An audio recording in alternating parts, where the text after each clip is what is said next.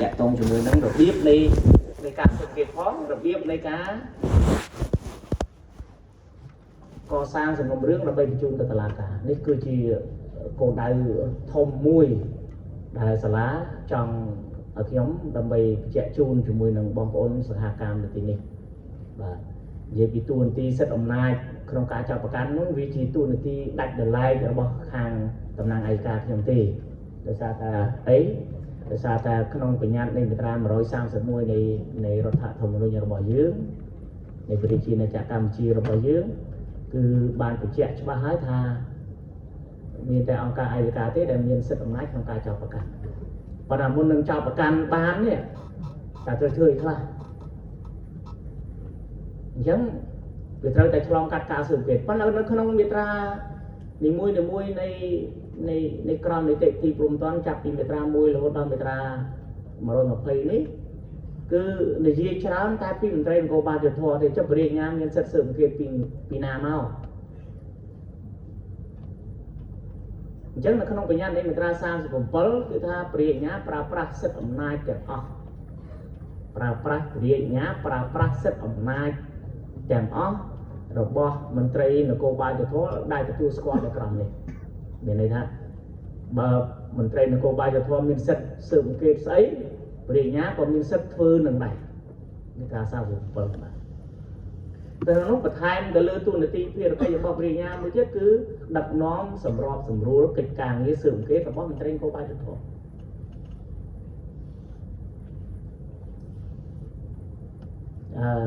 ខ្ញុំចង់បញ្ជាក់កន្លែងនេះតិចដើម្បីស្រួលជជែកគ្នាយល់គ្នាថាបងប្អូនជាមន្ត្រីនគរបាលយុទ្ធនេះបងប្អូនមានមួកពីរមួកទី1ដែលបងប្អូនពាក់ហ្នឹងគឺមួកមួយគឺស្ថិតនៅក្រោមឆ័ត្ររបស់ក្រសួងមហាផ្ទៃក៏ប៉ុន្តែនៅពេលដែលមានបទល្មើសកើតឡើងមួករបស់បងប្អូនត្រូវបដូរពីមួកដែលស្ថិតក្រោមឆ័ត្ររបស់ក្រសួងមហាផ្ទៃទៅជាមួកដែលត្រូវស្ថិតនៅក្រោមការដឹកនាំសម្របសម្រួលរបស់ព្រះរាជអាជ្ញានិយាយជារួមថាភាសាសាមញ្ញថានៅពេលដែលកិច្ចការងារធម្មតា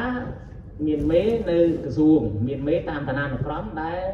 តែងតាំងដោយលិខិតបទដ្ឋាននីតិយុត្តណែនាំដែលក្រសួងបានតែងតាំងប៉ុន្តែដល់ពេលដែលមានបទល្មើសកើតឡើងបងប្អូនបដូរមេបាទគឺស្ថិតនៅក្រោមការដឹកនាំនិងសម្របសម្រួលរបស់ព្រះរាជអាជ្ញាបាទប៉ុន្តែរឿងទាំងអស់នេះវាមិនមែនជារឿងដែលត្រូវគិតឃើញថាជាបញ្ហាវាចម្លែកទេប៉ុន្តែអានេះជាការកំណត់របស់ច្បាប់ហើយនៅព្រោះនៅក្នុងបណ្ដាប្រទេសនៅលើពិភពលោកមិនដែលឃើញវិរិញ្ញាណាដេញចាប់ចោលទេមិនដែលឃើញចក្រមណាដេញចាប់ចោលទេជាងការងារទាំងអស់គឺពឹងពាក់ទៅលើតែមន្ត្រីនគរបាលយុត្តិធម៌ហ្នឹងឯងហើយកន្លែងនេះក៏ចង់សុំបញ្ជាក់ជូនបន្ថែមដែរថាពាក្យថានគរបាលយុត្តិធម៌ពាក្យថាមន្ត្រីនគរបាលយុត្តិធម៌ពាក្យថាភ្នាក់ងារនគរបាលយុត្តិធម៌ពាក្យថាភ្នាក់ងារមន្ត្រីរាជការសាធារណៈនិងមន្ត្រីរាជការឬភ្នាក់ងារសាធារណៈដែលទទួលបាននីតិសម្បត្តិពិសេសសម្រាប់អនុវត្តក្នុងបទល្មើសមួយចំនួនពាក្យទាំង3នេះគឺខុសគ្នាកុំមានការភ័ន្តច្រឡំពាក្យជាកន្សោមពាក្យមួយគឺថាពាក្យនគរបាលយុត្តិធម៌ដែលនគរបាលយុត្តិធម៌នោះមាន3ទី1អីគេទី1គឺមន្ត្រីនគរបាលយុត្តិធម៌ទី2គឺភ្នាក់ងារនគរបាលយុត្តិធម៌ឯទី3គឺមន្ត្រីរាជការឬភ្នាក់ងារសាធារណៈដទៃទៀតដែលច្បាប់ពិសេសផ្ដល់នីតិផ្ដល់គុណសម្បត្តិជាមន្ត្រីនគរបាលយុត្តិធម៌បាទអញ្ចឹងអ្វីទៅជាមន្ត្រីនគរបាលយុត្តិធម៌គឺបងប្អូនអាចដឹងហើយមាត្រា60មាត្រា60គឺជាមាត្រាដែលវែងជាងគេ នៅក្នុងមេត្រាទាំងអស់នៅក្នុងក្រមនីតិវិធីព្រំទាន់បាទមេត្រា60យ៉ាងណាខ្លះជាមន្ត្រីនគរបាលយុត្តិធម៌នៅក្នុងមេត្រា60នេះវាមានបែងចែកពីរទៀតតាមមន្ត្រីនគរបាលយុត្តិធម៌ដែលឆ្លងកាត់តាមការរៀនសូត្រការប្រឡងហើយនឹងមន្ត្រីនគរបាលយុត្តិធម៌ដែលទទួលបានជាមន្ត្រីនគរបាលយុត្តិធម៌ដោយអូតូម៉ាទិកតាមរយៈឋានៈទូនាទីបើសិនជាអ្នកណាម្នាក់ត្រូវបានតែងតាំងជាប្រធានសំទោសជាប្រធានការិយាល័យបាទប្រធានការិយាល័យកម្រិតស្រាល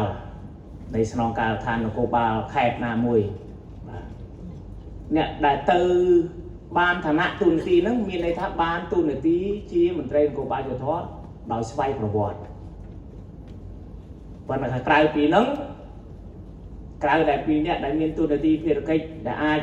ខ្លាយទទួលបាននីតិសម្បទាជាមន្ត្រីនគរបាលយុត្តិធម៌ដោយស្វ័យប្រវត្តិអ្នកនោះត្រូវក្រៅពីនោះគឺត្រូវធ្វើអីនៅក្នុងមេត្រា60ឃើញគេសរសេរហើយដាក់ហើយមន្ត្រីនគរបាលជាតិដែលមានឋានៈពីសមានទៅសមានសាក់មួយទៅរយៈសេនីយ៍ត្រីហ៎អនុសេនីយ៍ត្រីសំទោសបាទអនុសេនីយ៍ត្រីនៅក្នុងសាក់របស់ខាងកងកម្លាំងនេះខ្ញុំមានការភ័ន្តច្រឡំដែរ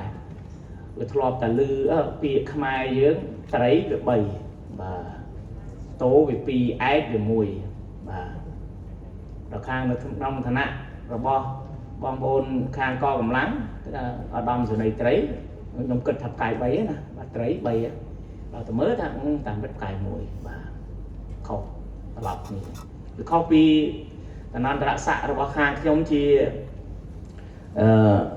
វិជ្ជាជីវៈចក្រមនេះវាមានអនុចក្រមវរៈចក្រមនិងឧត្តមចក្រមពាក្យថាឧត្តមហើយគឺខ្ពស់ជាងគេហើយបាទអញ្ចឹងមន្ត្រីនគរបាលយុត្តិធម៌នៅក្នុងបញ្ញត្តិនៃមាត្រា60នេះគឺជាមន្ត្រីនគរបាលយុត្តិធម៌បើសិនជាខុសដកតែមន្ត្រីនគរបាលយុត្តិធម៌ដែលបានទូនាទីភារកិច្ចហើយនឹងខ្លាយទៅជាមន្ត្រីនគរបាលយុត្តិធម៌ដែលស្វ័យប្រវត្តិនេះគឺឆ្លងកាត់អីការប្រឡងមានគណៈកម្មការប្រឡងអីហ្នឹងច្បាស់លាស់ហើយបន្ទាប់ពីប្រឡងជាប់ហើយអត់ទាន់បានទេមាននីតិវិធីមួយទៀតរៀនហើយប្រឡងហើយក៏ប្រឡងជាប់បានជាប់ជាមន្ត្រីនគរបាលយុត្តិធម៌ហើយត្រូវទៅស្បត់ហើយបងប្អូនអាចបញ្ជាក់ជាមួយខ្ញុំបានទេថាហេតុអីបានជាក្នុង